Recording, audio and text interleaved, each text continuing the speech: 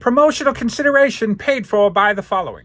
Gone are the days of wrestling with our favorite LJN wrestling figures, trying to convince them to stand up. What's a guy to do? I'll tell you what you're supposed to do. You're supposed to get on Etsy and look up 4 Left 3D Creations and get yourself these amazing custom LJN figure stands. There is a custom stand available for every single one of your LJN wrestling superstar figures.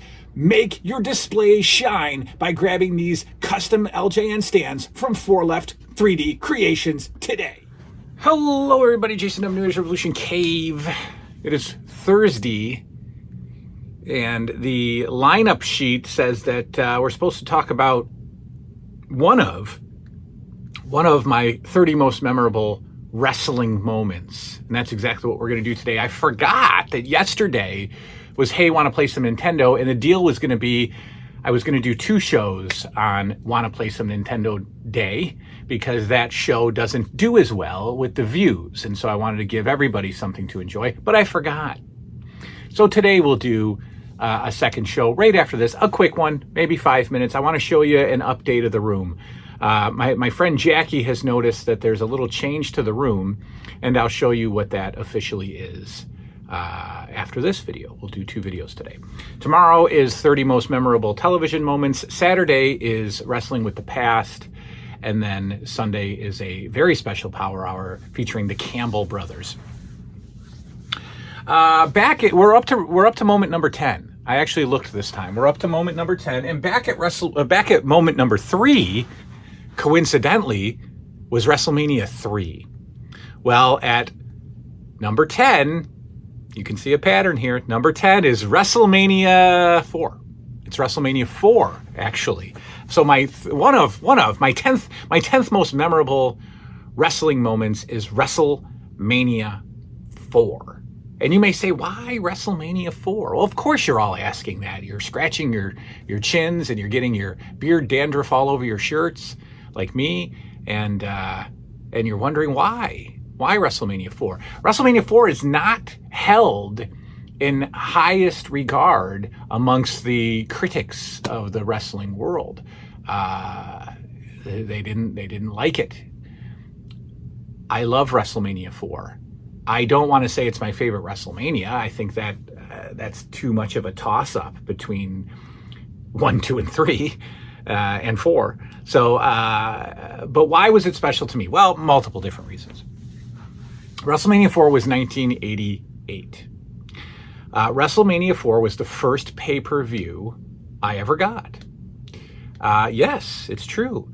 I saw WrestleMania 2 on closed circuit at something called the Dome Arena out here in Monroe County, upstate New York. I saw WrestleMania 3 with my pal at Canisius Lake. And in 1988, they didn't have any other pay-per-views. Royal Rumble didn't start until 89 on pay-per-view. SummerSlam didn't start until, well, SummerSlam was 88. SummerSlam was 88. Was the Royal Rumble January 88? I don't think so. I think that was the one on USA, right? That was the free one. So we had SummerSlam 88, but WrestleMania 4 was March or April, and it was my first pay-per-view. More special than that, my grandparents got it for me. I was not living with my grandparents in 88, not at all. But for whatever reason, my mother couldn't get it. I think it was a financial thing, although I do believe that these pay-per-views back then were around $14.99. I don't know. I don't remember. I think they were around $19.99, $14.99. I don't think any more than that. So I don't know what the situation at home was. We might have had basic cable without a cable box. I don't know. I don't remember. But my grandparents hosted WrestleMania 4 for me. And very special because, again, back then, the pay-per-views started at about 4 o'clock. And WrestleMania 4 was a 4-hour event, so we had the big tournament, right? And as a kid and as an adult, I loved the concept of tournaments. I loved them in wrestling. I loved them in play. LJN play. I loved them in play with friends. When my friends and I would play basketball, we would have tournaments. When my friends and I would play backyard wiffle ball, it was tournaments. My friend, one of my friends, from, junior high or whatever, we would bowl we would go bowling with like another kid and we'd have a tournament. It was all about tournaments. I loved the concept of a tournament.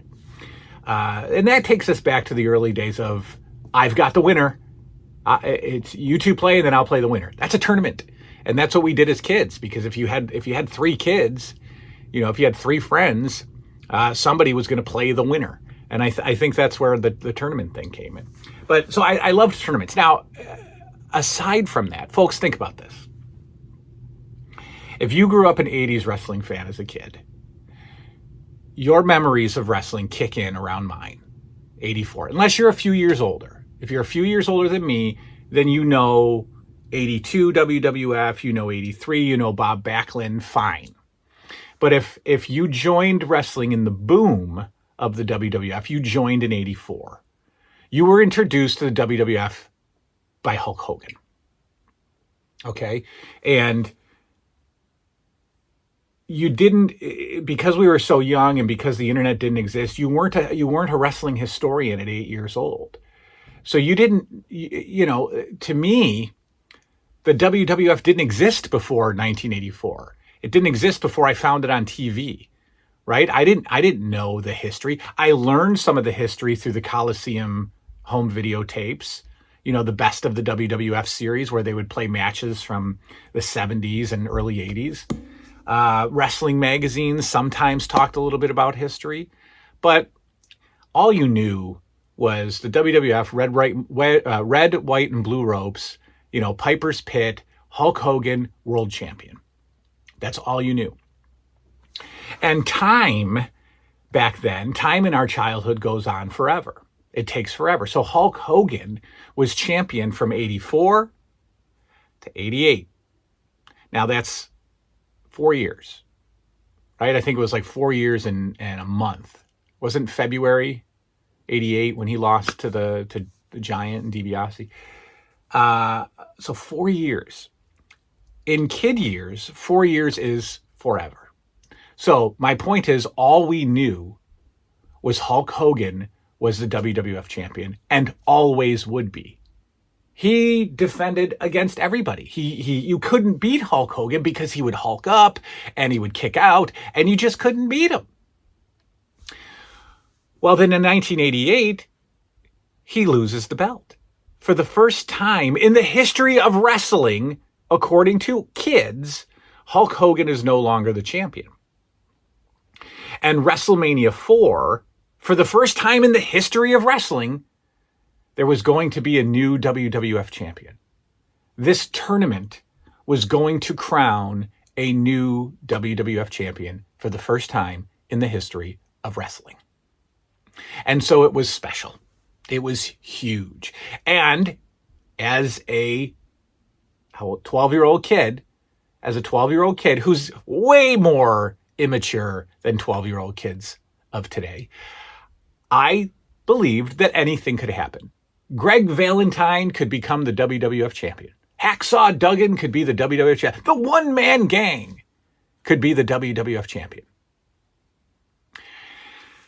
When Hogan and Andre eliminated themselves in their second round bonus match, I was so excited. I was so excited because Hogan and Andre were gone. Who else could win this thing now that Hogan and Andre are gone? Anyone else could win this thing. In a perfect world, if I'd had it my way, if the WWF was real, Ricky Steamboat would have come out champion. But I sat there with anticipation, watching these tournament matches happen, knowing that we had so many more matches to go, knowing that this card was never going to end. It's going to go on all night. We've got a tournament. And it's a big tournament. It's a 16-man tournament. This is going to take days, our little brains say back then. So there's the specialness of watching it at my grandparents' house. My grandmother came in and out of the family room. My grandfather sat and watched the whole thing with me. Now, as I later came to find out, my grandfather knew that Randy Savage was going to win the tournament. How did he know? Well, because we had a newspaper called the Times-Union in Rochester, New York. This is back in the day when you got two newspapers. My grandparents would get the morning paper, and then they would get the evening paper. And the Times-Union had obviously a sports section. And in that sports section, there was a side column written by a guy named Bob Matthews. And Bob Matthews would, it was kind of like late breaking news, opinions. He would just, I don't know, it was good. But he always had a little wrestling paragraph. He would have a little paragraph, not every issue, and he wasn't even in every issue, every edition, every night. He would write his column maybe 2 nights a week. And every once in a while, there'd be a wrestling paragraph. And I loved reading that because it was scoop. Especially if wrestling was coming to Rochester, he would talk a little bit about it.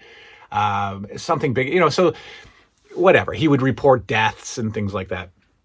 Well, apparently, a couple of days before, my grandfather read that Bob Matthews, because Bob Matthews would get information from Dave Meltzer. And I didn't know who Dave Meltzer was. I mean, he wasn't communicating with Dave Meltzer. He was probably getting the newsletter or had access to the newsletter information. So he would always quote this guy in these articles, and he would call him Dave Deep Chokehold Meltzer. And I had no idea who this person was. But apparently, the article read, according to Dave Deep Chokehold Meltzer, Randy Savage is going to win the world title. And my grandfather knew that 3 or 4 days before the event and kept it quiet. Didn't spoil it, didn't tell me, but sat there the whole time, sitting through a 4-hour show. Me jumping up and down because, I don't know, Bam Bam Bigelow won or whatever. I think that was a double count. I don't know, whatever. He saw me getting excited about the potential. Jake the Snake could win, the potential. He just sat there silently. Just you wait and see, young buck. And then afterwards, I'm jumping up and down. I'm going nuts, and he's just sitting there laughing. And he said, I had a feeling he would win, and it was great. That was great. I don't know what we ate that night. I don't know if we got a pizza or my grandma cooked her usual traditional dinner of overcooked chicken and mashed potatoes and gravy and corn. I don't know, maybe. But just being there, having them purchase my first pay-per-view, and how important to our little wrestling worlds that was. Like I said, in the history of life, there's only been one WWF champion, according to a 10-year-old kid, and that's Hulk Hogan. So it was huge. So WrestleMania 4 is and will always be one of my favorite shows of all time. I haven't watched it in a long time. I can't wait to get up to it, with Wrestling with the Past. I don't have it on cassette, but it is a very nice Coliseum video. They would display it in the magazine, and it was a 2-tape because it was 4 hours. So they would do it on 2 tapes, and they had like a Hulk Hogan. It was kind of like a standee. It was pretty cool. I never, whatever, $79.95 or something like that. I'm sure I rented WrestleMania 4 many times. I did. I've rented it many times because I've seen it more than once. But I haven't seen it in so long, and I'm looking forward to going back and watching it probably a year or 2 from now with Wrestling with the Past, how slow that's going. So that's it, folks. That's moment number 10. Favorite, most memorable, 30 most memorable wrestling moment number 10, WrestleMania 4. Thank you for watching. We will see you all tomorrow with memorable television moment number whatever. And then we'll go from there. Good night now.